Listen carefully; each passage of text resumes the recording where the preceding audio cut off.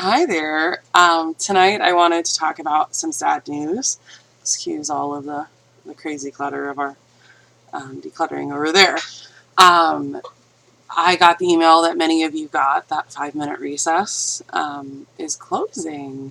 They're an American retailer of baby carriers and cloth diapers. I actually started shopping with them when I tried to buy a carrier directly from Lenny Lamb. In Poland, and I was having a real issue. My credit card wouldn't work with it for some reason. So they directed me to 5 Minute Recess, and I really like the company itself. I've had some really good experiences there. And of course, Carry Me Away, which is a very well known baby wearing website and store, is also closing. And it got me thinking about my stance on why all of these natural parenting um, stores and cloth diaper stores are closing.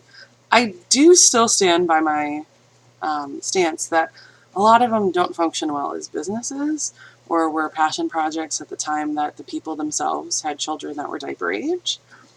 I do think that's true because I think there are some companies like Nikki's Diapers that are doing a lot of things really right, and they seem to be doing pretty well. So it doesn't seem Amazon, the evil Amazon, is going to take them down. So I think that it's a little more complicated than that. But with the closure of these two companies, particularly Carry Me Away, I realized that Amazon does have a huge part to do in what's consolidating the baby carrier and the cloth diapering communities. Um, it's interesting because I don't think it's all negative. I think baby wearing has become much more mainstream in the past 2 or 3 years. And so I think that it's a good sign that places like Amazon and Walmart and Target are starting to carry high quality carriers like Tula. I think that there's generally a shift towards less chemicals in the stuff that we're putting on our babies, which is with cloth diapering as well. Um, and so I think that that's not necessarily a bad thing. I think more people wearing their babies is probably what the owners of those stores would have wanted when they are creating all of this high quality educational content that's related to baby wearing. But I'm sure they would have rather it be their companies that were selling all the carriers. This concerns me for a few reasons. The first is that I think there are only certain brands that are really on Amazon, and I don't think they're always the best brands.